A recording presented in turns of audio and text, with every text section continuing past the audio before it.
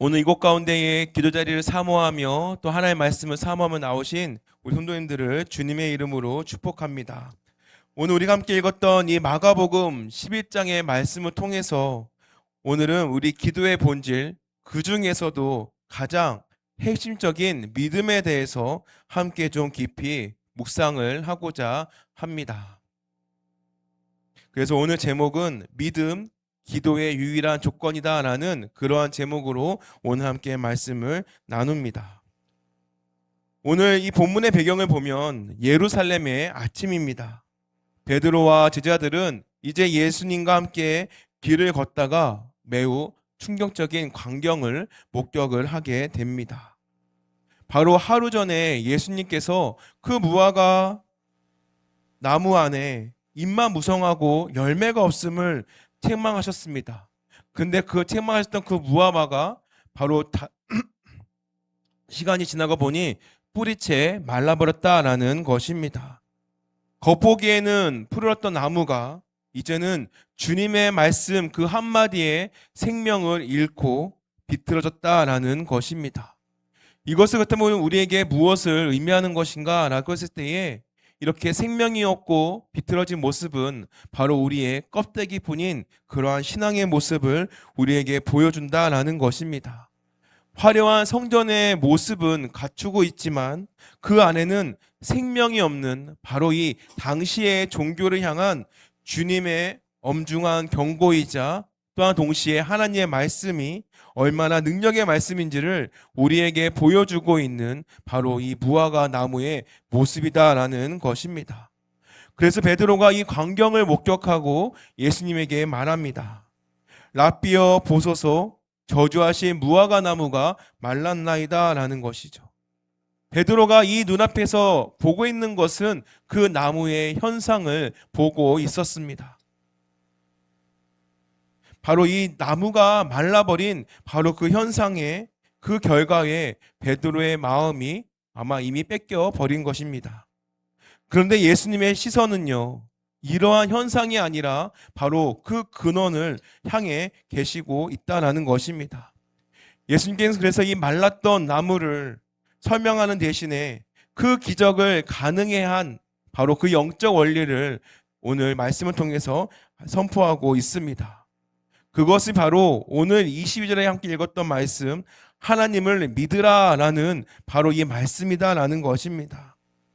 사실 우리가 오늘날 살아가고 있는 세상은요, 논리와 이성이 매우 앞서 있고, 그리고 눈에 보이는 정보가 우리를 지배하고 있는 현실을 우리는 현재 살아가고 있습니다.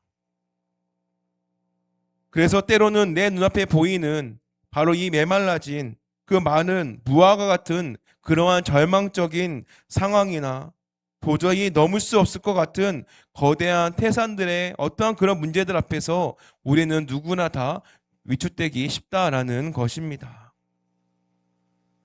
그렇기 때문에 우리가 기도를 하면서도 하나님께서 과연 내 기도를 들어주실까라는 생각이 들 때도 있고, 또한 나의 이러한 큰 문제 앞에 나의 상황이 과연 변할 것인가라는 기도를 하면서도 그러한 의문을 가질 때가 있다라는 것입니다. 그리고 나의 작은 신음으로 주님 앞에 기도할 때에 과연 하나님께서는 그 신음을 들으실까라는 그러한 고민도 빠지게 됩니다. 그러나 주님께서 오늘 단호하게 말씀하십니다. 기도의 응답의 결정을 짓는 것은 바로 이러한 상황에 어렵고 쉬움이 아니다라는 것입니다. 그리고 문제 크기도 아닙니다. 바로 이 기도의 유일한 조건은 오직 하나입니다. 바로 하나님을 향한 믿음, 바로 그것만 있으면 된다라는 것을 하나님께서는, 예수님께서는 우리에게 말씀해주고 있습니다. 그래서 오늘 이 금요년 기도에 통하여서 우리의 영적인 세계로 초대해 주시는 바로 그 하나님의 음성을 이 시간을 통하여 듣기를 소망합니다. 그래서 우리가 드리는 이 기도가, 우리가 부르짖는 이 기도가 단순히 허공에 그냥 말하고 있는 메아리인 것이 아니라 실제적으로 살아있는, 또 능력이 있는 그러한 기도가, 또한 그러한 역사가 일어나기를 소망합니다. 그래서 첫째는 믿음의 대상은 오직 하나님이시다라는 것입니다. 예수님께서 이 무화과 나무의 기적을 보고 놀란 제자들에게 첫 마디, 아까 22절 말씀에 하나님을 믿으라라는 말씀을 예수님이 하셨다라는 것입니다. 이거를 헬라어 원문의 뉘앙스로 좀 더 살펴본다면 하나님의 믿음을 가져라, 하나님께 닻을 내리라라는 그러한 뉘앙스의 바로 이러한 하나님 믿으라라는 뜻을 내포하고 있는 말씀입니다. 그렇기 때문에 우리가 기도하고 있는 출발점은요, 바로 이 살아계신 하나님에서부터 우리의 기도가 출발한다라는 것입니다. 우리는 종종 믿음을 나의 확신 그리고 나에게 주시는 암시를 혼동할 때가 있습니다. 나는 할 수 있어, 나는 잘할 것이다 라고 하면서 스스로에게 체면을 때로는 걸기도 한다라는 것이죠. 하지만 이런 모습이 믿음이 아니다라는 것입니다. 이것은 단순한 그냥 심리적인 작용이다라는 것이죠. 참된 믿음이라는 것은 그렇기에 나의 어떠한 감정 상태에 휘둘리는 것이 아니라 바로 믿음의 대상이신 하나님의 성품과 그 능력에 바로 근거하는 것이 또한 참된 믿음이다라는 것입니다. 그렇다면 예수님께서 왜 하나님을 믿으라라고 하신 것일까요?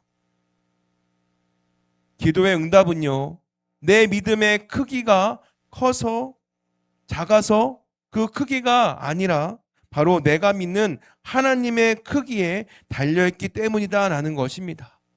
나의 믿음이 비록 작은 믿음일지라도 그 믿음이 전능하신 하나님 창조주에게 연결이 되어 있다라고 한다면 그 기도는 역사를 일으킨다라는 것입니다. 우리가 전선을 비유했을 때에 가느다란 전선이라 할지라도 그것이 발전소와 연결만 되어 있으면 매우 큰 힘을 발휘합니다. 그러나 아무리 굵고 화려한 선이다 할지라도 바로 그 발전소와 연결이 되어 있지 않다면 그것은 그냥 고무 껍데기에 불과하다라는 것입니다. 그렇다면 오늘 우리의 시선은 어디에 고정이 되어 있으십니까? 말라버린 무화과 나무이신가요? 아니면은 그것을 명하여 마르게 하신 예수님에게 우리의 시선이 고정이 되어 있으십니까? 아니면은 내 앞을 가로막고 있는 거대한 문제들입니까? 아니면은 산들을 지으시고 바다를 창조하신 창조주 하나님이십니까? 바라기는 오늘 이 시간을 통하여서 우리의 시선이 문제를 넘어서 하나님에게 고정이 되시기를 소망합니다. 그렇기 때문에 우리의 기도가 능력이 되는 그 이유는 바로 우리의 아버지, 바로 이 전능하신 하나님이시기 때문에 우리의 기도가 능력이 되는 줄 믿습니다. 바로 이러한 영적인 확신들이 회복이 되어질 때에 바로 기도는 하나님의 능력을 경험하는 통로가 되는 줄 믿습니다. 둘째는 믿음의 언어로 태산을 향해 선포하시기 바랍니다. 예수님은 이어서 놀라운 말씀을 하십니다. 23절 말씀에 보면 누구든지 이 산더러 들리어 바다에 던져지라 하며 그 말하는 것이 이루어질 줄 믿고 마음에 의심하지 아니하면 그대로 되리라라는 말씀입니다. 여기서 이 산이라는 것은요, 당시에 예수님과 제자들이 서 있었던 감난산일 수도 있고 더 나아가면 유대인들이 절제적으로 여겼던 바로 성전 산을 의미하기도 합니다. 그러나 이 영적으로 우리가 이 산을 보게 될 때에 이 산은요, 도저히 내 힘으로는 옮길 수 없는 거대한 장애물이고 또한 불가능한 문제를 상징하고 있는 것이 바로 이 산이다라는 것입니다. 인생에 어리고 또한 나이가 많고 떠나서 누구나 다 어떠한 문제 앞에 섰을 때에 숨이 떡하고 막히는 순간들이 있습니다. 그리고 그러한 문제들이 우리 앞을 가로막을 때가 있다라는 것입니다. 근데 그때 우리는 그 문제를 바라보지만 주님의 처방은 매우 다르다라는 것입니다. 하나님께 산을 옮겨서 달라는 부탁하는 대신에 산을 향해 직접 말하라 라고 바로 하나님께서는 우리에게 처방을 내리신다라는 것이죠. 바로 이런 거죠. 이 산아 뽑혀서 바다에 던져져라 라는 그러한 선포를 우리의 입술을 통해서 하라라고 하나님께서 우리에게 말씀하신다라는 것입니다. 바로 이것이 우리의 기도의 방향을 바꾼다라는 것이죠. 우리가 기도할 때에 문제를 붙잡고 그 문제를 해결하려고 하는 것이 아니라 그 문제는 이미 하나님 안에 있으면 이미 다 넘어갈 수 있는 문제다라는 것을 선포하고 믿음의 기도를 하라는 하나님의 가르침이다라는 것입니다. 그래서 하나님께 하소연하는 기도인 것이 아니라 바로 상황을 지배하고 다스리는 선포의 기도를 하라라는 것이 바로 이 하나님의 말씀이다라는 것입니다. 이것이야말로 우리가 예수 그리스도의 이름을 의지하고 선포하고 또한 그 예수 그리스도의 이름의 권능을 의지하는 기도다라는 것을 기억하시기 바랍니다. 그렇기 때문에 우리가 성령 충만한 사람이다라고 하는 것, 그리고 그 사람은요 어떤 사람이냐면 어떤 환경이나 상황에 지배받지 않는 사람이다라는 것입니다. 내면의 두려움에 잠식당하지 않고 오히려 믿음의 언어로 상황을 재해석하고 기도하고 선포하면서 그것들을 넉넉하게 쓰러뜨리는 사람이 바로 성령 충만한 사람이다라는 것입니다. 분명한 것은요, 이곳에 함께하고 있는 우리 성도님들의 입술에는 그 입술의 권세가 있습니다. 죽고 사는 것이 혀에 힘에 달렸다라고 성경에서도 말합니다. 그렇기 때문에 오늘 기도하실 때에 묵묵히 속으로만 기도하시는 것이 아니라 또한 나의 삶 가운데 마주하고 있는 그 문제에 대해서만 머물러 있는 것이 아니라 바로 그러한 어둠의 영을 예수 그리스도의 이름으로 선포하면서 떠나가게 하고 더욱더 예수 그리스도만이 우리의 마음 가운데 충만할 수 있도록 기도하시기를 바랍니다. 바로 이것처럼 우리가 이 거대한 문제를 향하여서 우리가 선포하며 나아가게 될 때에 바로 그 산은 이제 평지가 될 줄 믿습니다.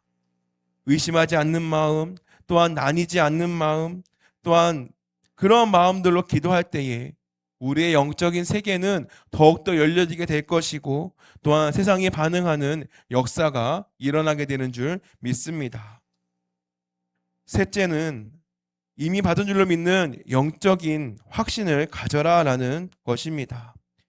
이어지는 이사절의 말씀을 마음에 새기시기를 바랍니다.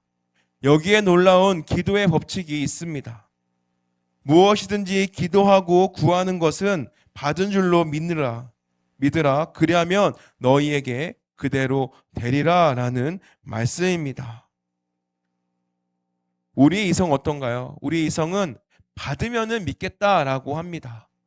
그러나 하나님께서는 오늘 뭐라고 말씀하시냐면 바로 믿으면 받으리라 라는 바로 이러한 영적인 법칙을 우리에게 알려주고 있다라는 것입니다.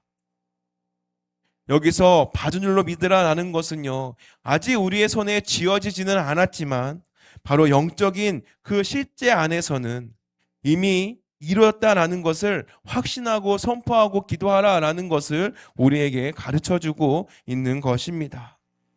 그래서 우리가 잘 알고 있는 히브리서 11장 1절 말씀에 보면 믿음은 바라는 것들의 실상이요 보이지 않는 것들의 증거다라고 말합니다. 그렇기 때문에 기도하는 사람들은요 남들이 보지 못하는 것을 볼 수 있습니다. 또한 기도하는 사람들은 현실에 결핍이 있지만 그러한 결핍 가운데서도 바로 하나님의 풍요를 미리 맛보는 사람들이 바로 기도하는 사람들이다라는 것입니다. 또한 이것이 거룩한 꿈이자 또한 믿음의 눈인 줄 믿습니다. 우리가 잘 알고 있는 아브라함 역시도 자녀가 없는 그러한 상황 가운데서도 하늘의 별을 보면서 열국의 아버지를 꿈꿨습니다. 또한 요셉도 감옥에서도 해와 달과 별이 절하는 비전을 놓지 않았다라는 것입니다. 상황은 비록 당장에 이루어지지 않고 때로는 만막해 보이지만 바로 이러한 선포를 함으로 인하여서 또한 그런 믿음의 눈을 가짐으로써 그렇게 기도함으로써 바로 그 모든 것들이 이뤘다라는 것은 우리에게 큰 도전을 주고 있는 말씀이다라는 것입니다. 그래서 우리가 기도할 때에 하나님께서는 우리의 마음에 소원을 두고 행하시는 분이십니다. 그리고 평안을 주십니다. 아마 기도하시는 분들이 가장 느끼는 것 중에 큰 것이 있다면 바로 이 평안이지 않을까라는 생각을 해봅니다. 바로 기도할 때에 설명할 수 없는 그 하나님께 주시는 그 평안은 우리가 어떻게 말로 설명할 수가 없는 평안이다라는 것입니다. 바로 그러한 평안이 이미 우리에게 임하고 있고 일하고 있기 때문에 또한 그러한 확신이 든다면 그것마저도 기도의 응답이다라는 것을 믿으시기를 바랍니다. 그렇기 때문에 우리가 이 기도의 응답이다라는 것은요, 눈에 보이는 것이 이루어지는 것, 그것도 될 수 있지만 그것뿐만 아니라 기도의 자리에서 이미 결판이 난다라는 것을 또한 기억하시고 믿음으로 기도하시기 바랍니다. 그렇기 때문에 우리가 기도를 시작했다라고 한다면 우리는 이제 더 이상 의심이라는 그 구멍 뚫린 전대를 찾지 말아야 하고 오히려 그것을 이제 깨매야 된다라는 것입니다. 야고보 사도가 야고보서 1장 6절에서 7절 말씀에 보면 이런 말씀을 합니다. 오직 믿음으로 구하고 조금도 의심하지 말라. 의심하는 자는 마치 바람에 빌려 요동하는 바다 물개 같으니 이런 사람은 무엇이든지 주께 얻기를 생각하지 말라라고 경고하고 있다라는 것입니다. 그래서 이 기도라는 것은요, 이런 분이 계실지 모르겠지만 하나님을 한번 시험 삼아서 해보는 것은 아니다라는 것을 분명히 기억하시기 바랍니다.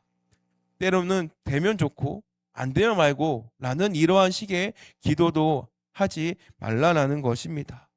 바로 이러한 식의 기도는요, 하나님을 결코 기쁘시게 하지 못합니다. 오직 하나님께서는 당신의 자녀가 자신을 확신하고 의지하고 믿을 때에 그 기도를 기뻐하신다라는 것입니다.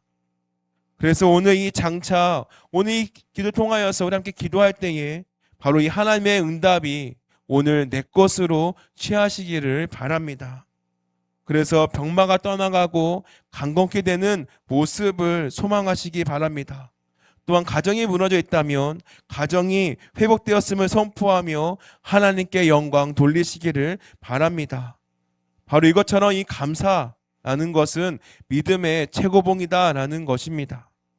현실을 뛰어넘어서 일하실 그 하나님을 온전히 믿고 신뢰하며 찬양할 때에 바로 우리 안에 있는 문제들 또한 막혀져 있는 모든 관계의 담들이 철저하게 무너지는 시간이 되는 것입니다. 마지막으로 예수님의 이 믿음의 기도에 있어서 아주 실제적이고 중요한 조건을 덧붙이십니다. 25절 말씀입니다. 서서 기도할 때에 아무에게나 혐의가 있거든 용서하라. 그리하여야 하늘에 계신 너희 아버지께서도 너희 허물을 사하여 주시리라 하시니라. 오늘 말씀에 보면 갑자기 용서가 불쑥하고 튀어나옵니다. 그렇다면 예수님께서 왜 용서의 말씀을 하시는 것일까요? 분명히 전까지만 해도 산을 옮기는 믿음의 이야기를 하고 계셨습니다. 근데 갑자기 관계의 문제를 꺼내 드시는 것처럼 우리에게 보여지고 있습니다. 그러나 이것은요, 우리가 이 기도의 응답에 있어서 가장 치명적인 장애물이 된다라는 것을 우리에게 말씀해주고 있습니다. 우리의 마음은요, 기도가 흐르는 수도관과도 같습니다. 믿음이 아무리 좋다 할지라도 그 수도관 안에 미움이 있고 또한 원망이 있고 분노가 있고 또한 용서하지 못하는 마음이 있다라고 한다면 그 수도관이 아무리 믿음이 크다 할지라도 맑은 생수가 흐를 수가 없다라는 것입니다.